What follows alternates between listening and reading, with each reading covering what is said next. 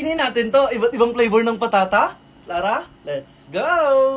First, yung original flavor. At eto yun guys, tikman natin to. Ay ba guys, comment din kayo sa comment section kung taga saan kayo para alam din natin kung saan nakakarating yung video natin. At re-reply natin ng video yan. Tikman na natin ito. Patata. Bata pa lang kasi ako. Ang laki na to, ang dami na niyang laman, di ba? Nabibili lang. Pero ngayon parang ang mahal na niya. Next naman, yung bago nila, cheese flavor. At eto yon, tikman natin. Cheese flavor. Ay, itong bukas. Tikman natin kung anong twist ng cheese. Ah, okay.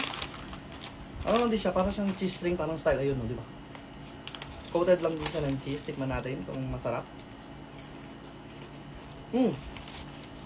Parang katulad din siya ng ibang flavor ng oishi. Then, naglagay lang ng twist na parang pareho lang. Next naman, yung electric fan. Eto yun. Hindi naman natin ito pwede kainin guys. Pero syempre nagkatayo ng pang-alternative dyan. At syempre, itong bread pan. Para hindi naman pwede natin kainin itong electric fan na yan. Tikman na natin. Bread pan lang.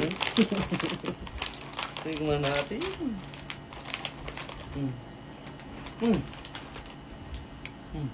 Like, follow, comment, and share. Bye-bye.